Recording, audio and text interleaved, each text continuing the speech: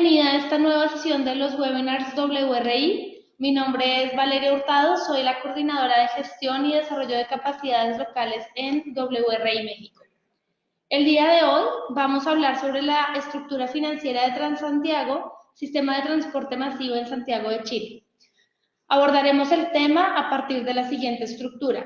¿Cómo es la estructura interna de un sistema de transporte? ¿Cuáles son los métodos de actualización de remuneración a operadores? ¿Cuáles son los métodos de cálculos de incrementos tarifarios? Les recuerdo que durante la sesión pueden hacer sus preguntas a través del chat. Al finalizar la presentación vamos a tener un espacio de preguntas y respuestas. En esta sesión nos acompaña Yone Orbea. Yone es maestra en Economía Internacional y Desarrollo por la Universidad Complutense de Madrid y licenciada en Negocios Internacionales y en Gestión Empresarial por la Universidad Pompeu Fabra de Barcelona. Tiene un diploma en la preparación de licitaciones para proyectos de cooperación internacional por la Universidad Nacional de Educación a Distancia y la Organización de Estados Iberoamericanos para la Educación, la Ciencia y la Cultura, y otro en Estadística Aplicada por la Universidad Nacional Autónoma de México. Su experiencia profesional incluye haber trabajado en el sector privado y público internacional en China, Austria y Chile, en temas relacionados con análisis industriales y desarrollo macroeconómico, así como en la promoción de la sustentabilidad en ciudades. Actualmente es gerente de Economía de la Movilidad en el área de movilidad urbana de WRI México, desde donde coordina proyectos de análisis económico y financieros de sistemas de transporte, así como temas relacionados con electromovilidad. Le doy la bienvenida a Yone y vamos a comenzar con la presentación. Muy buenos días a todos, gracias por acompañarnos en este seminario. Como bien ha dicho Valeria, vamos a analizar el caso de Transantiago como estructura financiera o esquema financiero del sistema y ver cuáles son las lecciones que podemos aprender de ese sistema. La presentación está partida en estos 4 elementos, que es el sistema, la presentación del sistema de transporte público de Santiago, el esquema de gastos, el esquema de ingresos, algunas conclusiones generales que podrían ser interesantes. El objetivo es conocer esta estructura o esquema financiera interna del sistema de Transantiago y analizar cómo esta afecta a los resultados financieros más allá del monto de ingresos y gastos. Entonces, lo primero que me gustaría que reflexionaran es qué harían si se ganaran la lotería, pero no la lotería del último número o algo así, sino más bien qué harían si ganaran 25 millones de dólares mañana. Entonces, lo primero que se nos viene a la mente es hacer todas aquellas cosas que llevamos planeando desde hace muchísimo tiempo, como pues estudiar una maestría, comprarnos el carro o comprarnos uno mejor, hacer un viaje, empezar un nuevo hobby, comprarnos una casa, pero ya en un segundo pensamiento, cuando nos ponemos a analizar un poquito más a detalle, Perdón. Puedes mostrar la pantalla principal si está viendo la secundaria. Ah, ok. ¿Cómo le damos? Una disculpa, estamos ajustando para que puedan ver la pantalla completa.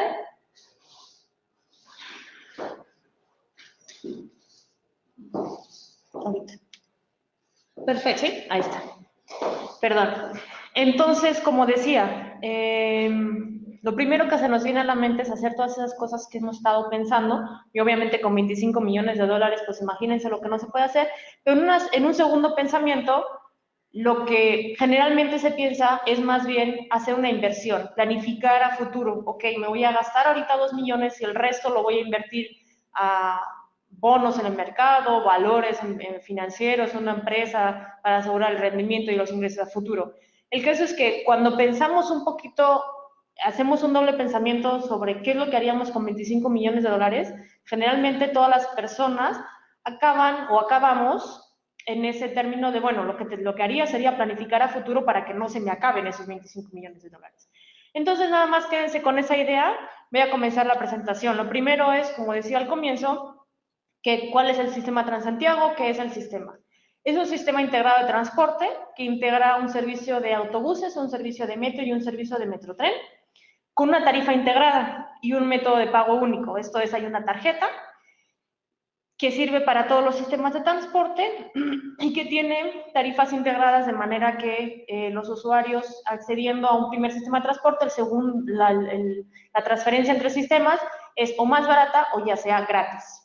Entonces, en primer lugar, el sistema de autobuses, que es el que nos vamos a centrar para después analizar toda la estructuración financiera.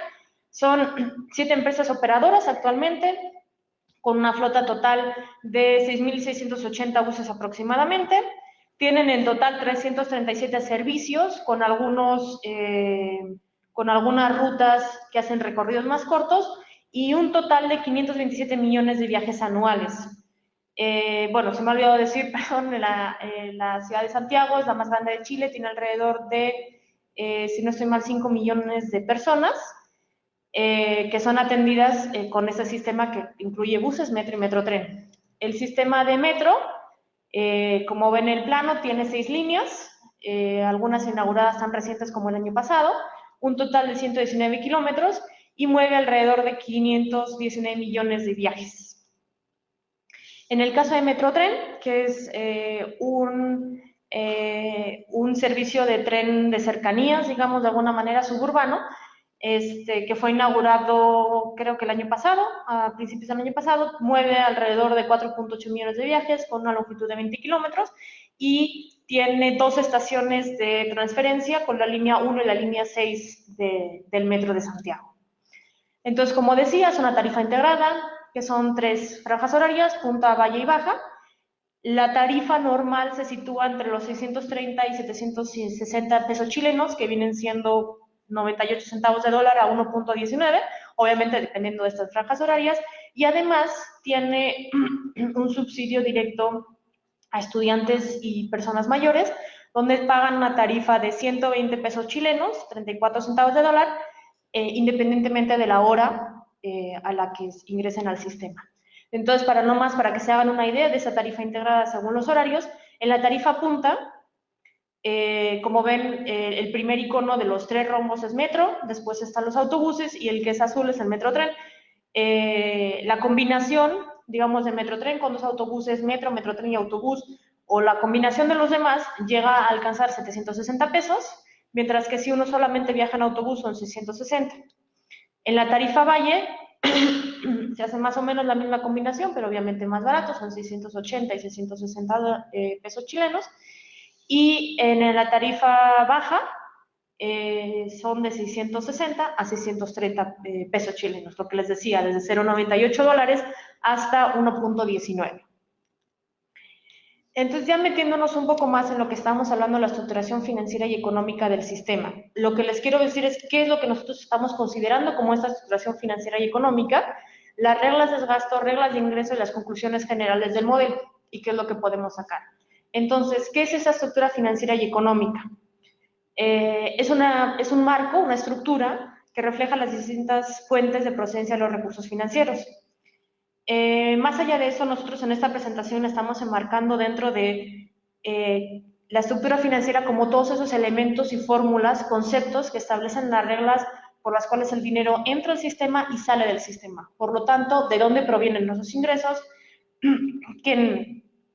cómo es que estos se reflejan, digamos, todo el sistema de administración financiera o de recaudo, quiénes son los responsables, cómo se reparten esas reglas de reparto, cómo se actualizan esas reglas de reparto, cómo se actualizan esas reglas de ingresos. Entonces, en primer lugar, y hablando sobre los gastos, los elementos de gastos de todo el sistema, digamos que vemos que es un sistema que tiene autobuses, metrotren y servicios complementarios, como tiene todos los sistemas de transporte, que son los sistemas de información, los sistemas de recaudo, algunos otros elementos que pueden ser, más allá de la administración financiera de la que ya hablaba al comienzo, que pueden ser servicios privados, como son estacionamientos, puentes, vías urbanas, de autopistas o de peaje. Más o menos el 60% del sistema, y perdón, estos números son antes de que se ingresara el Metrotren, por lo tanto, pues el Metrotren no está reflejado en estos porcentajes, pero más o menos la operación de buses representa alrededor del 60% del gasto del sistema, la operación de las líneas de metro un 30% y los servicios complementarios aproximadamente un 10% del gasto total del sistema. Centrándonos, como decía al comienzo, en la operación de buses, esta es la fórmula, y ahorita se las voy a explicar, de cómo se remunera a los operadores privados del sistema. Digamos, ese es como gasto del sistema. Se remunera a través del valor por pasajero transportado, que es el PPT, más el valor del pago por kilómetro, teniendo en cuenta que hay un pago mayor para aquellos kilómetros que son especiales y de apoyo, digamos que no están dentro del plan operacional normal. Todo esto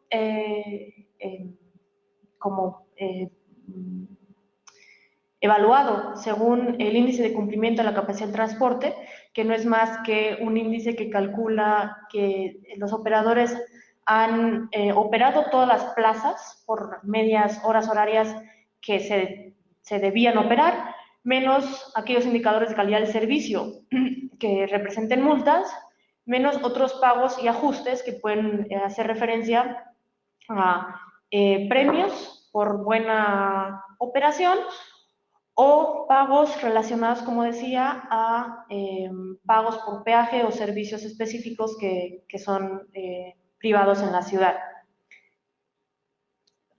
Aproximadamente, para que se hagan una idea, el pago por kilómetro es de aproximadamente el 20% y el pago por pasajero de un 80%. Entonces, ahora vamos a ver cómo se actualiza esta remuneración. Digamos, este es el esquema general de cómo se remunera a los operadores. Entonces, esta fórmula es actualizada cada 2 semanas, digamos, el precio, el PPT y el PK es actualizado cada 2 semanas en función de una fórmula de actualización de remuneración. Esta fórmula, como les decía, se actualiza cada 2 semanas, es un reflejo, o así está pensado en su contextualización, es un reflejo de la variación de los costos operativos para la provisión del servicio de buses, digamos, que es la contabilización del incremento de los costos operativos del sistema para las empresas operadoras de transporte, y está en función del tipo de bus, entendiéndolo como modelo y tecnología. Digamos que se tiene en cuenta que un vehículo a gas, los elementos que puedan llegar a incrementar el precio de un vehículo a gas puede ser diferente que un vehículo a diésel o un vehículo de tecnología eléctrica o de tecnología híbrida, así como también los costos que puedan ser los elementos que puedan afectar mayormente a los costos por tipo de vehículo, entendiendo vehículos articulados, vehículos padrones o incluso más pequeños que puedan llegar a tener en el sistema. Entonces, ¿cómo es este modelo de actualización de la remuneración? Tenemos en pantalla el PPT, que es el precio del pasajero transportado, que se multiplica por este mecanismo de actualización de costos. En la segunda fórmula tenemos el mecanismo de actualización de costos, que es un 85% del vector de indexador de precios, que está más abajo, y el 15% del IPC. Es una suma entre 85% de la variabilidad del vector de indicador de precios y el 15% sobre el IPC. Entonces, este vector de indicador de precios es el que está en función del tipo de vehículo, otra vez por tipo de bus en cuestión de tamaño, así como por tecnología, que está compuesto por el IPC, el ICMO, que es el índice de costo de mano de obra, es un indicador que saca el Instituto Nacional de Estadística de Chile, el precio del diésel, el precio del gas, el precio de la electricidad, como el precio del combustible de las 3 principales fuentes de energía de los vehículos, los lubricantes, los neumáticos y el dólar.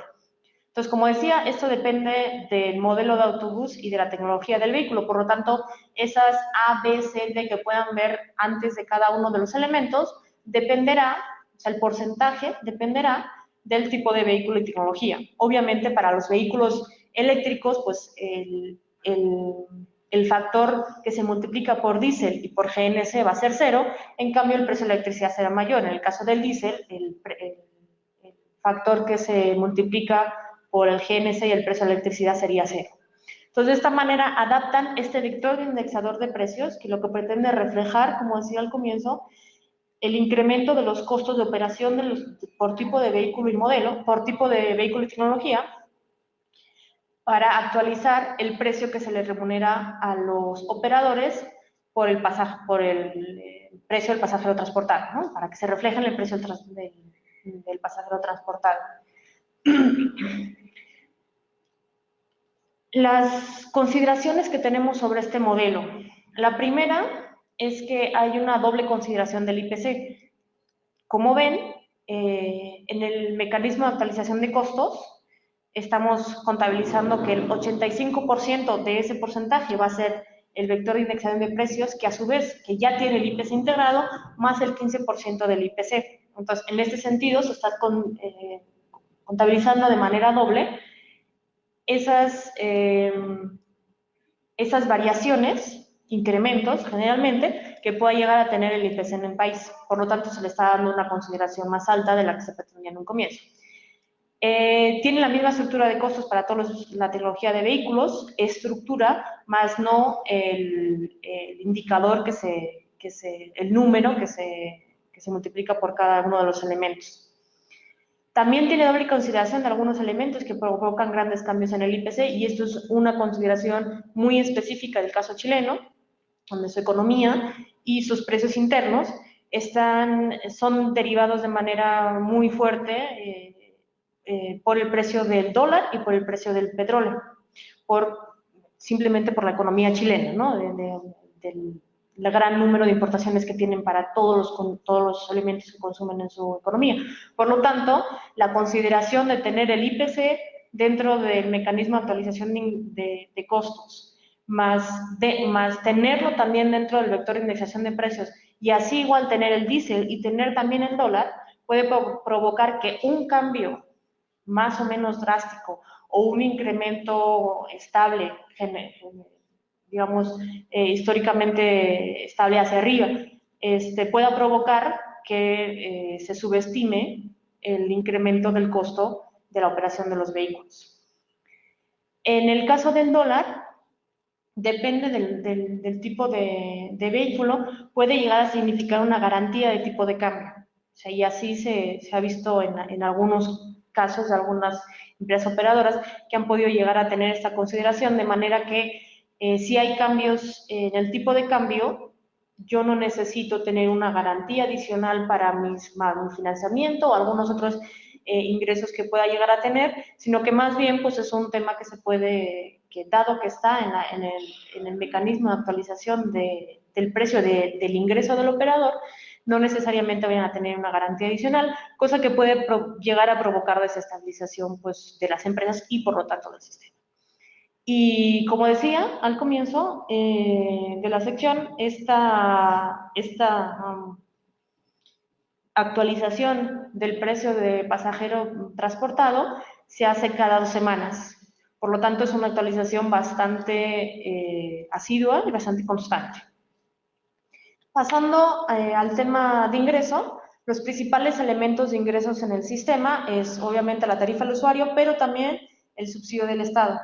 Uno que es el subsidio del Estado, que es el monto asignado de manera directa, que es aprobado cada 2 años, y por otro lado es el subsidio cruzado, del que hablamos, del que se ve reflejado en el tema de las tarifas, cuando los estudiantes y las personas de la tercera edad, pues pagan solamente 220 pesos chilenos, cuando en realidad una tarifa promedio pues puede ser de 680.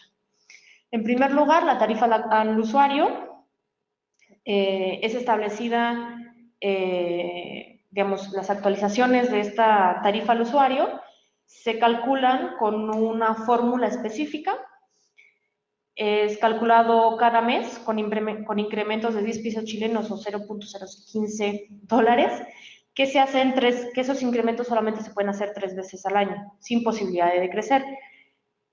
La decisión sobre el incremento tarifario es una decisión, digamos, es el resultado de una fórmula. Aquí no hay tanta capacidad para decisión política, sino que es el resultado de una fórmula, y esa fórmula ese cálculo, digamos, y esa fórmula está validada por lo que está establecido como el panel de expertos. El panel de expertos es un ente externo al sistema y externo al Ministerio de Transportes, que valida, con grandes pensadores, digamos, del transporte y de la economía, que valida este cálculo, la fórmula, pero también los estudios técnicos, los estudios financieros y algunos otros elementos que se necesitan para dar validez y para poder seguir operando el sistema de la manera optimizada. A continuación vemos la estructura de este modelo de actualización de la tarifa al usuario. De la misma manera que el modelo de actualización de la remuneración para los operadores está pensada para reflejar el incremento de costos operativos del sistema, esta refleja el incremento de los costos de operación de todo el sistema, no del sistema de autobuses, sino del sistema en general. Por lo tanto, se tiene en cuenta el precio del diésel, el precio de la mano de obra, también el IPC, los lubricantes y los neumáticos, el dólar, el euro y un índice chileno, también creado por el Instituto Nacional de Estadística, de productos importados al sector industrial. Por lo tanto, aquí se amplía un poquito el número de elementos o los elementos que se tienen en cuenta para la actualización de la tarifa al usuario, que pretende reflejar los incrementos de costo de operación de todo el sistema completo.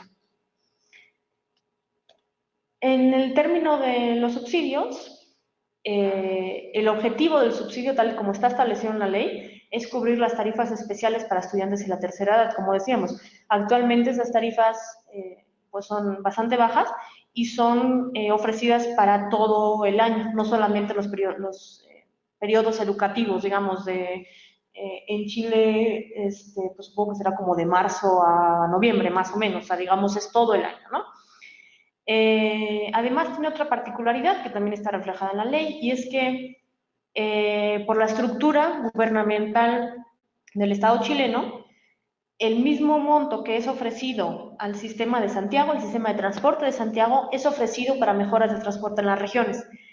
Este elemento digamos, tiene lógica pensando en que a pesar de que la ciudad de Santiago aglomera prácticamente la mitad de la población del país, un poquito menos, las otras regiones pues también deben ser atendidas en términos de transporte como deben ser atendidas en otros muchos términos, pensando además la orografía y la geografía chilena en la que hay muchas ciudades lejanas y bastante aisladas en las que pues, el transporte tiene que ser altamente subvencionado, como son las regiones de más al sur, las ciudades de más al sur, ¿no? También tiene un sentido más político, digamos, en el sentido de que cuando llegan los momentos de negociación de ese subsidio, de cuánto se va a dar, se equipara mucho el poder de unos y otros, porque todo lo que pida Santiago va a estar ofrecido también así a las regiones, y digamos que todo lo que recibe Santiago se duplica en términos de presupuesto gubernamental. Por lo tanto, es un tema que también hay que tener muy en cuenta cuando hablamos de este subsidio gubernamental o subsidio directo del sistema en Chile. Ese subsidio, al igual que los gastos del sistema, la remuneración al operador, como la tarifa al usuario, es actualizada anualmente, en este caso, en principio, solamente con el IPC. En el año 2015 se estableció que el máximo iban a ser 565 millones de dólares, a reducir anualmente al 1% a partir del 2018, y este subsidio está a su vez dividido, y creo que es importante determinarlo así, porque cada una de las secciones tiene sus propios criterios, en 3 elementos: el subsidio de transporte público al Transantiago, un subsidio transitorio y un subsidio especial adicional. En el caso del subsidio, el máximo de 525 millones hace referencia al subsidio de transporte público Transantiago, no así al subsidio especial ni al subsidio transitorio. Para que se hagan una idea, más o menos estos son los montos del subsidio que se han aprobado, que no gastado, aprobado en presupuestos generales para el Transantiago desde el 2013 al 2018. Vemos que en el 2018 más o menos era 800, creo que son 860 millones de dólares en subsidio total, digamos, ese subsidio al transporte público, que es la parte naranja, el subsidio transitorio, que es la parte azul, y ese subsidio especial adicional, que es la parte gris. Es importante determinar aquí que este subsidio especial adicional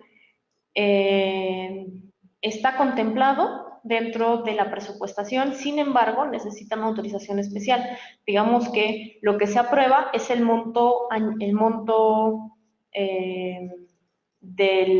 conjunto del subsidio transitorio de color azul y el subsidio al transporte público de color naranja. Finalmente, las consideraciones los elementos de ingreso es que la actualización de la tarifa es un poco rígida en términos que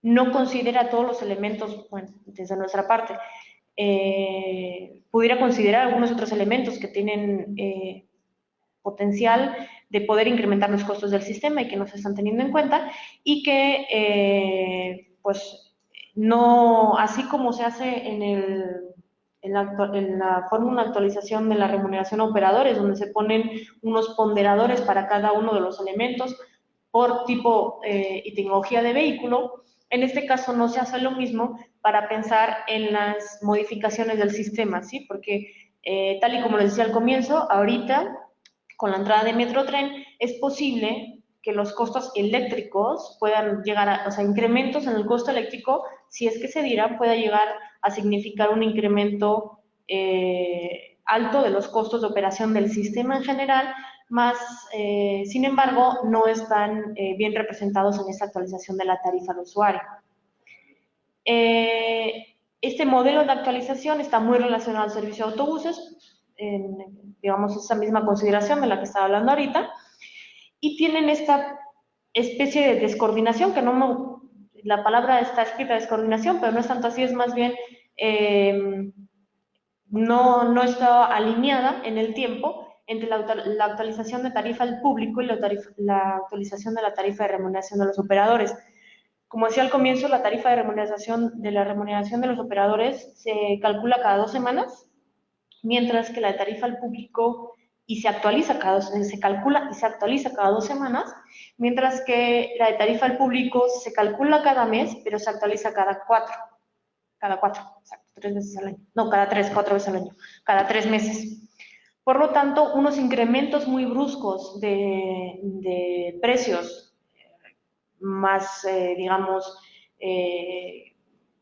más variables que pueden ser como el precio del diésel, que se puedan ver reflejados de manera muy corta en esas actualizaciones de cada 2 semanas de la tarifa de remuneración de los operadores, van a tener un periodo mucho más largo de actualización en la tarifa al público, dado que esta solamente se va a actualizar cada 3 meses.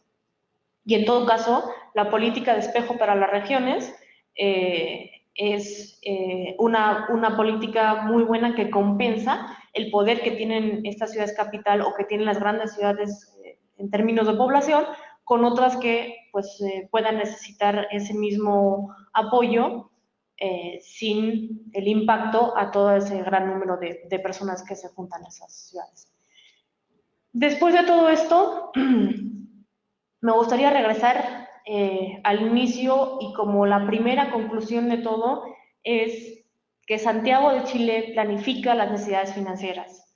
Saben exactamente cuánto les cuesta cada cosa, cuánto les va a faltar, cuánto les va a sobrar. Saben exactamente, prevén los gastos e ingresos según las estructuras establecidas. Todos estos métodos de actualización, todos estos, tanto para los operadores como para los ingresos, con eso pueden hacer la planificación financiera, obviamente con escenarios, obviamente pensando en qué tanto puede subir el diésel, qué tanto puede bajar otro tipo de costos, el IPC, el dólar, el euro y demás, pero haciendo estimaciones sobre los elementos específicos que están dentro de sus estructuras, pueden planear a los años que deseen, pero normalmente lo hacen entre 2 y 3 años, cuánto van a ingresar y cuánto van a gastar. Por lo tanto, esa planificación, y volviendo al comienzo, ¿qué haríamos con 25 millones de dólares? En el caso de Santiago, hacen lo mismo, prevén qué es lo que van a necesitar, qué es lo que van a ingresar para poder saber exactamente cuánto es el monto que les falta. Además, hacen estudios continuos a través de ese panel de expertos y obviamente a través del Ministerio de Transportes y el Directorio de Transporte Público Metropolitano, quien es la entidad gestora del sistema. estudios sobre la mejora de estas estructuras para reducir gastos y maximizar ingresos, así como para ajuste las fórmulas de actualización. En periodos en los que nosotros hemos tenido el gusto de poder trabajar con ellos, hemos sido testigos de que han estado haciendo estas investigaciones y estos análisis para poder optimizar su sistema y poder, tanto por la parte de ingresos como de gastos, como en general de desarrollo del sistema, cómo pueden mejorar y optimizar los ingresos que tienen, tanto de los ingresos tarifarios como el subsidio. Obviamente, tanto por el monto como por la razón por la que el subsidio se entrega al sistema de Transantiago, necesitan hacer diferentes estudios y análisis que prueben que su planeación está bien, que están maximizando los ingresos tanto tarifarios como del Estado directamente y que proveen la mejor calidad del servicio y el mejor servicio para los ciudadanos con el dinero de los ciudadanos por un lado a través de la tarifa y de los ciudadanos por otro lado a través del ingreso directo. Además, hacen análisis claros de los elementos que ellos saben que les aumentan los costos del sistema, como es la evasión, muy particular del sistema de transporte público de Santiago, y la integración tarifaria. Cuando hacemos la integración tarifaria, obviamente para el usuario es uno de los mayores beneficios que puedan tener de un sistema integrado, el poder tener un solo método de pago y que además la integración entre sistemas, como veíamos en la presentación, pueda ser más barata que pagándolo de manera individual. Pero en cuestión de la autoridad, esa integración cuesta dinero, porque digamos que Metro, cuando una persona se sube en el metro y después transborda a un sistema de autobuses, va a pagar una sola tarifa de 760. Sin embargo, el sistema va a tener que remunerar por un lado al sistema Metro y por otro lado al sistema de autobuses. Por lo tanto, le va a generar dos egresos y solamente un ingreso. Por lo tanto, aumentan, digamos, de manera general, aumentan el costo del sistema, obviamente es muy deseable y se tiene que hacer de la mejor manera, pero la integración tarifaria es obviamente lo más deseable.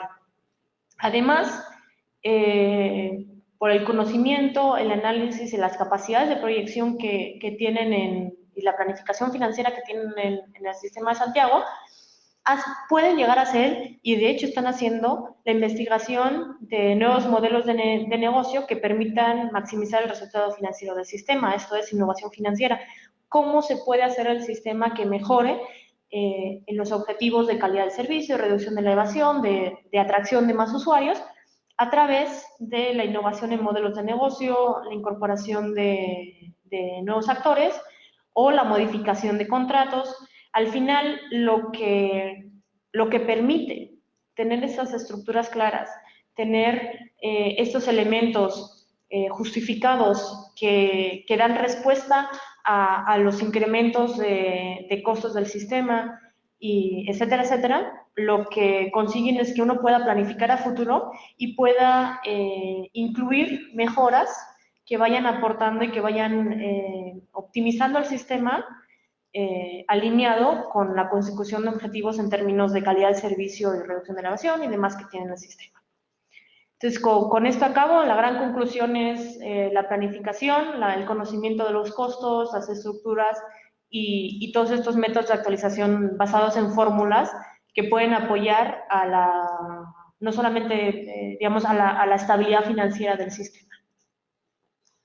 Muchísimas gracias, Johnny. Pues definitivamente es uno de los temas en los que las autoridades tienen más preguntas, porque el tema financiero por lo general es el quid del asunto. Todos entendemos que hay que prestar un buen sistema de transporte, que el transporte público es la solución en las ciudades que contienen tanta población como las nuestras y donde definitivamente no podemos seguir promoviendo el uso del carro particular. Han hecho algunas preguntas y voy a empezar a leerlas para que nos des respuesta.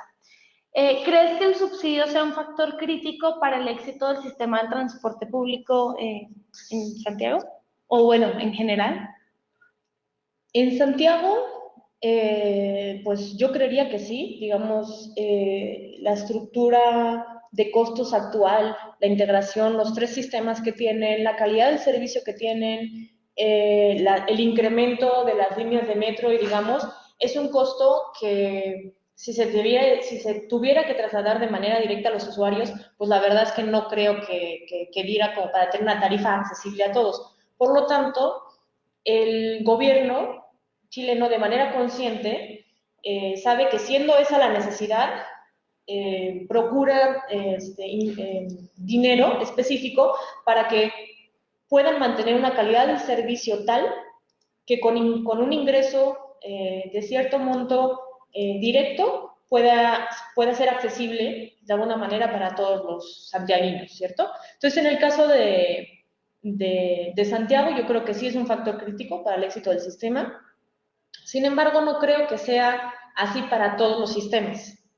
Digamos, creo que todos los sistemas en el mundo, o los que yo conozco, tienen de alguna u otra manera subsidios al sistema, digamos, ya sea a través de la construcción de infraestructura o a través de subsidios directos a la operación. Por lo tanto, de alguna manera negar la existencia de eso es negarse a una realidad. Que estos tengan que estar dirigidos a la operación, no veo que esa sea, no tiene que ser la norma, digamos, por un lado, y de alguna manera, con base en un pensamiento de política pública, tampoco debería ser el deseo, digamos. Si, tal y como se hace en muchos países en América Latina y como se hace aquí en México, la subvención o el apoyo a la construcción de infraestructura, de manera que baje todo ese costo de capital, todo ese CAPEX, hace que después el repago que se tiene que hacer sobre o sea,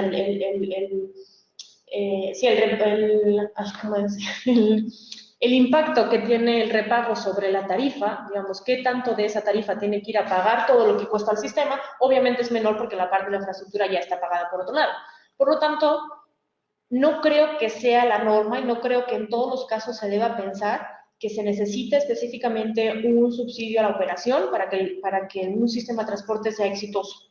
Digamos, ni es la norma ni yo creería que tiene que ser así. Más bien, los subsidios tienen que ir a pagar aquellos elementos que son de altas inversiones, de manera que la operación se pueda hacer sin subsidio. Ese sería el pensamiento general, pero obviamente la situación específica de cada sistema de transporte y sobre todo el deseo y decisión de la autoridad de la calidad del servicio versus la tarifa que quieran imponer en sus sistemas va a ser los elementos críticos para decidir si ese subsidio es necesario o no para el éxito del sistema. Ok, bueno, nuestra audiencia está bastante emocionada en este momento mandando muchas preguntas, entonces vamos a dar respuesta a algunas más. Preguntan cuáles otros sistemas de la región podrían tomarse como referencia para hacer una buena planeación financiera. O definitivamente el caso de mostrar Chile. Hay otros sistemas que tienen también buena planificación financiera, sobre todo los sistemas basados en BRTs, o sea, sistemas que están estructurados principalmente como BRTs. Sin embargo, el caso estudiado en este caso es el de Santiago, por lo tanto no me atrevería a decir cuál otro, dado que pues más allá de este no conozco las estructuras financieras o no he estudiado las estructuras financieras de otros. Ok. Sobre la parte institucional, que es una base para que la estructura financiera funcione, nos preguntan cuál es la estructura organizacional de Transantiago, si es la autoridad regional la que lleva como todo el sistema y si tienen contratos con los privados o son contratos APP. Ok. El sistema digamos, da servicio a la ciudad de Santiago, a la zona metropolitana de la ciudad de Santiago, por lo tanto no es solamente adscrito a lo que es la ciudad puramente, sino es del área metropolitana. Por esa razón, quien lo administra es un ente específico que se llama Directorio de Transporte Público Metropolitano, que es rama directa, digamos, del Ministerio de Transportes Nacional. Digamos que en este caso Santiago estaría dependiendo directamente de una agencia de transportes nacional por el hecho de abarcar el área metropolitana de Santiago. Y la otra pregunta era, perdón. Si tienen contratos con privados, de hecho, Sí. lo podemos juntar con otra pregunta que también habían hecho y es, ¿a qué plazo se hacen estos contratos con privados? Y de qué manera esto puede permitir que se hagan cambios en el camino y esto mejore la prestación del servicio. Ok. Tienen contratos con privados para todos los servicios, digamos, las 7 empresas operadoras son privadas, Metro no, Metrotren tampoco, pero la administración financiera, digamos, la asociación de bancos que da servicio a pagos y demás del sistema es privada.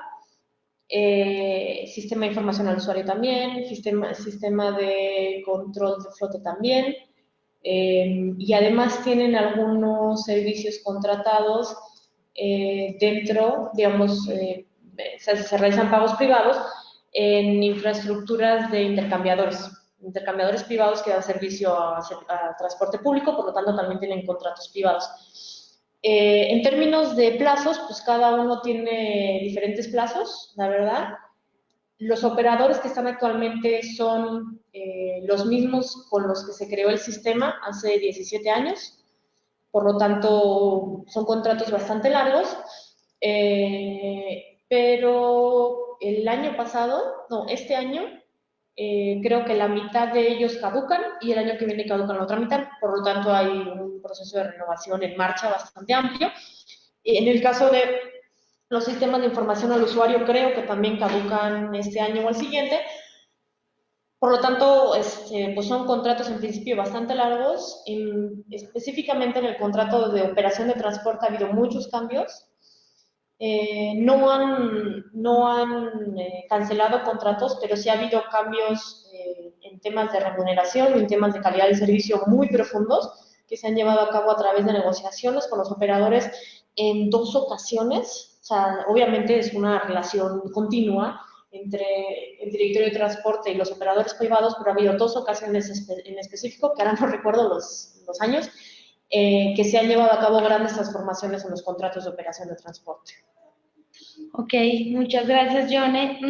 También estuviste hablando de que hay un componente de evasión de pago dentro del sistema y esto pues afecta la estructura financiera. Entonces, preguntan cuáles son algunas de las medidas que usa Santiago para evitar o para minimizar la evasión de pago. Ok, en el tema de la evasión, primero es nada más un poquito de cómo afecta a la estructuración financiera. Precisamente una de las renegociaciones que se hizo en los contratos de operaciones que los pagos que se hacen por pasajero transportado, ya es por pasajero transportado que paga.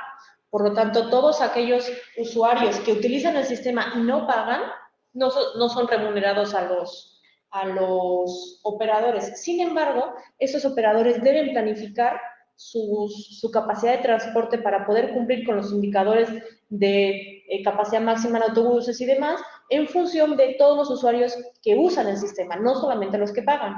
Por lo tanto, la operación de transporte está pensada en una demanda que es mucho mayor que la que finalmente es remunerada a los operadores. De esa es la manera en la que principalmente afecta a la estructura financiera, además de algunos otros arreglos que ya son un poquito más específicos y más liosos de explicar en este tipo de sesiones. Y algunas de las medidas que han llevado a cabo en Santiago, por ejemplo, ha sido poner torniquetes dentro de los autobuses. Obviamente todo eso ralentiza muchísimo los tiempos de subidas y bajadas, no de subidas y bajadas, sino de paradas en general, sino de subidas de los usuarios, pero en principio pues los torniquetes han ayudado a la reducción de la evasión.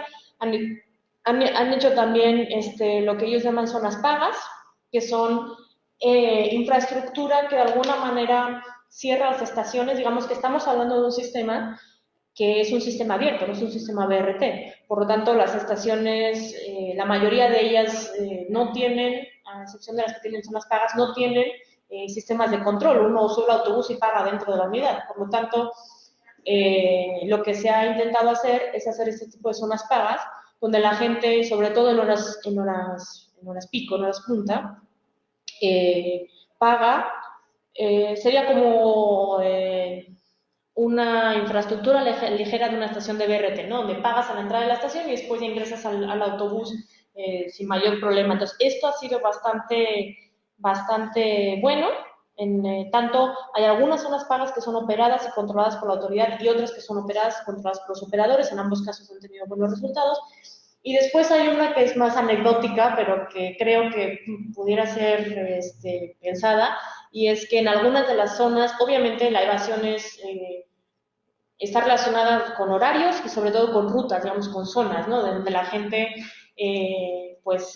no, y también hay diferentes tipos de evasión. Unos son los que directamente nunca van a pagar porque han decidido no hacerlo, y otros son los que realmente, pues hoy 5 de la mañana no tengo dinero en la tarjeta, pues ¿qué hago? No voy a dejar de ir a trabajar porque no pueda pagar el transporte en ese momento, ¿cierto? Entonces hay también lo que ellos llaman en Santiago evadores duros, evadores blancos. Evadores duros, esos de los que nunca van a pagar pase lo que pase, y los blancos a los que a lo mejor poniendo más infraestructura o apoyando de alguna u otra manera, pues pueden llegar a pagar.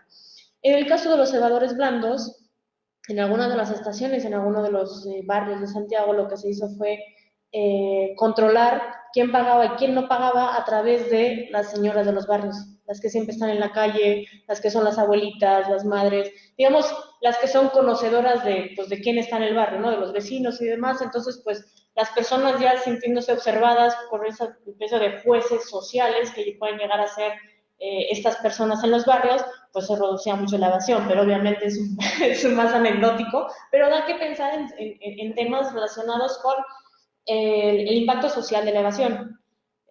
Una persona evade cuando nadie la está juzgando, ¿no? Si pones elementos de cómo juzgar, a lo mejor pues cambia. En algunos otros casos, en algunas otras ciudades, lo que hemos visto es que cuando alguien evade, el chofer lo que puede hacer es pulsar una alarma de manera que dentro del autobús suena un mensaje diciendo que una de las personas que acaba de ingresar en esa estación ha evadido. Por lo tanto, pues ya uno se pone a mirar y pues es también una manera de hacer un juicio social, ¿no? Pero bueno, pues esas son las que se puede llegar a pensar.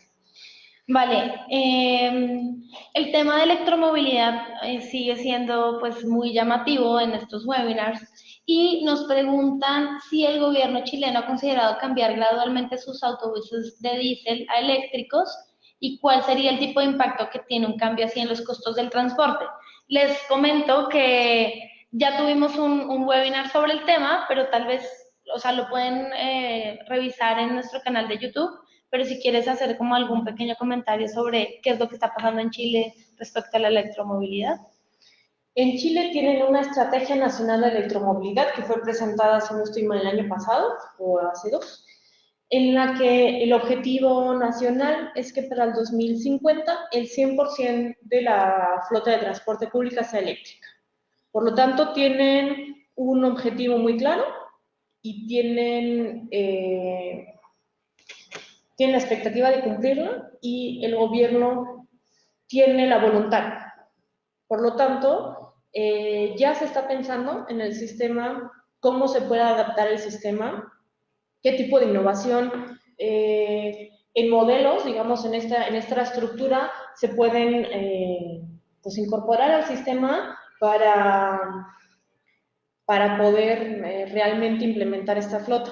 En todo caso, hay uno de los operadores que creo que al final de este año ya va a integrar alrededor de 100 vehículos eléctricos, si no estoy mal, como parte de su flota sin ningún tipo de cambio en la estructura.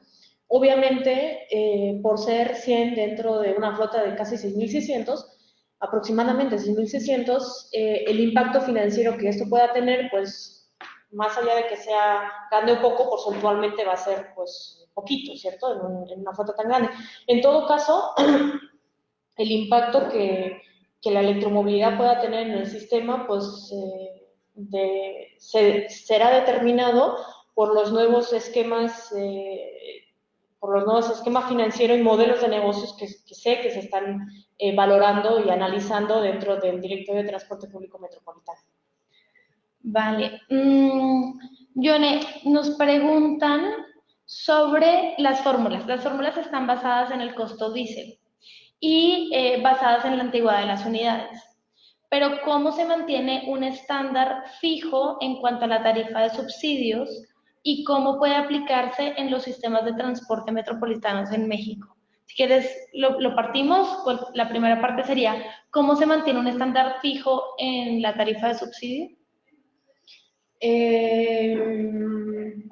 No entendí muy bien, pero en todo caso el subsidio no es fijo. Digamos, el monto del subsidio es otorgado, es decidido a 2 años vista.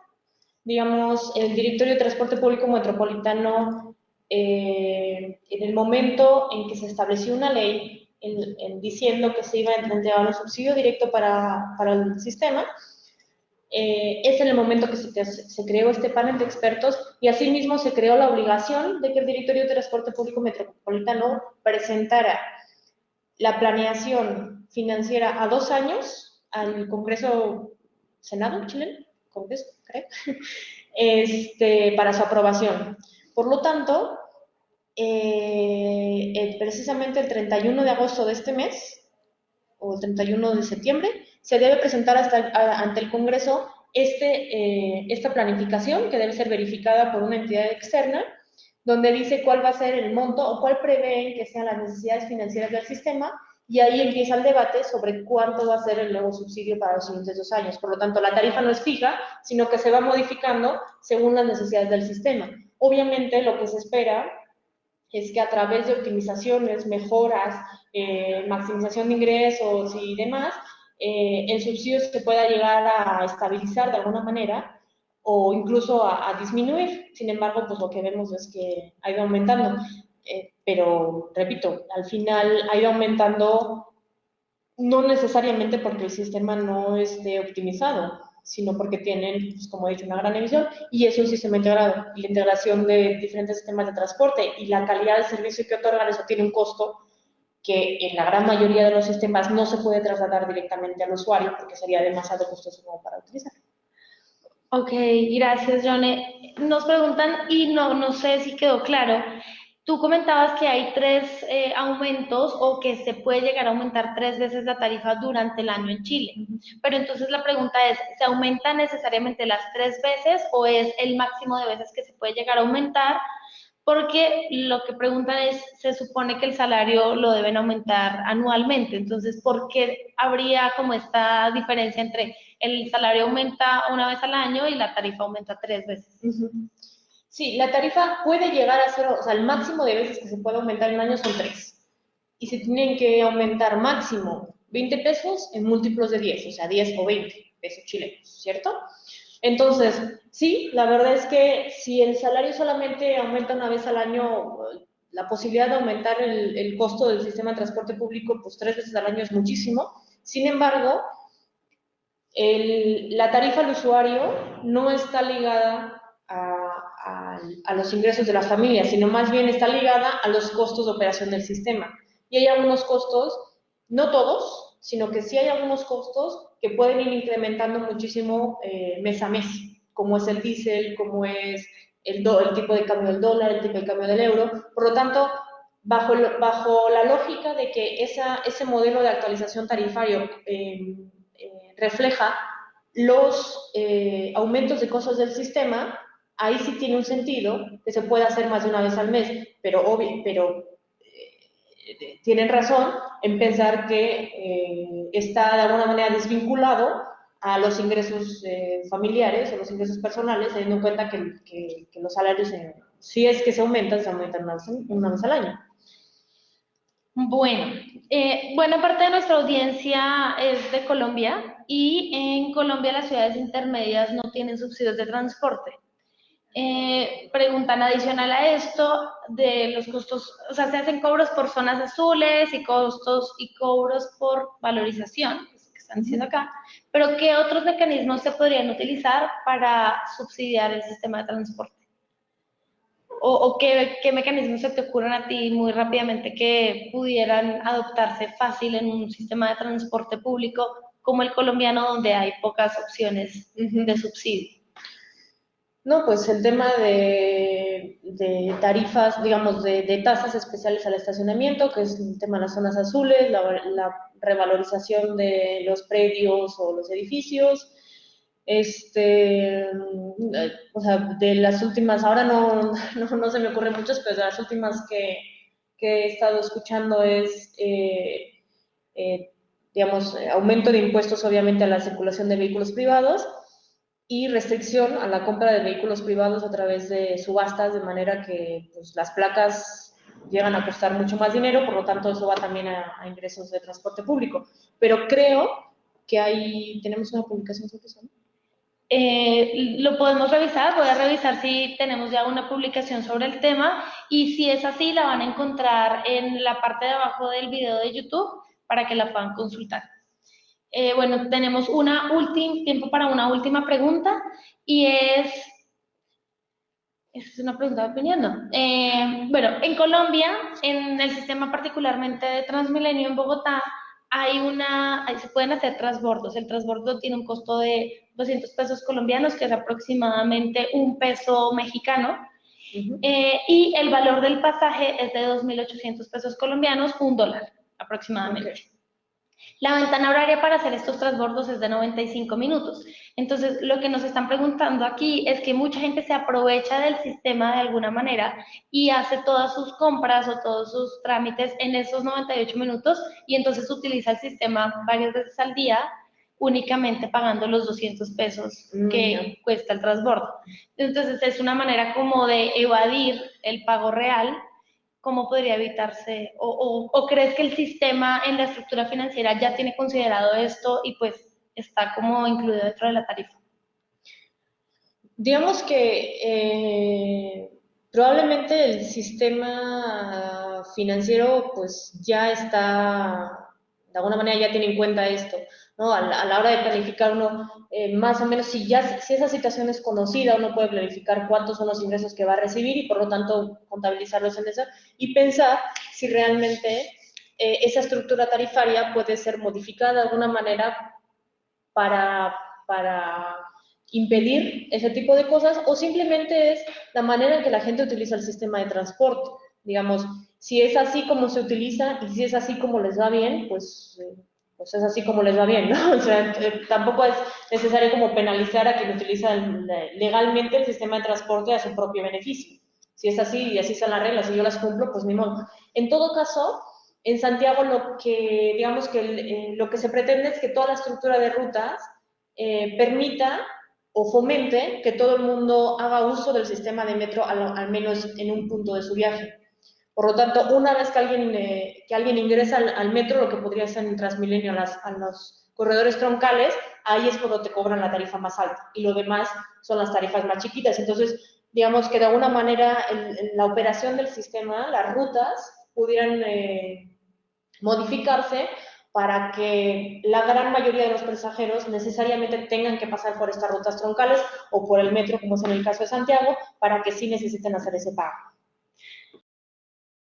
Bueno, Yone, muchísimas gracias a todos los asistentes. Pues vamos a dar por terminada la sesión, no sin antes invitarlos a la próxima sesión el jueves 16 de agosto a las 10 de la mañana, en la cual hablaremos sobre la encuesta Origen y Destino que se hizo en Ciudad de México y en general cómo debe ser la planeación y cuál puede ser su aprovechamiento. Vamos a tener a David Escalante hablándonos de ese tema y esperamos pues contar con su participación. Con el objetivo de mejorar nuestros webinars, los invito a llenar una breve encuesta que aparecerá al finalizar la sesión. Para mantenerse informados sobre nuestra oferta de capacitación, pueden registrarse en la plataforma de conocimiento global de cityfixlearn.org y seguirnos en nuestras redes sociales, Facebook, WRI México-Ciudades y Twitter, @WRI México-Ciudades. Muchísimas gracias a todos por su participación.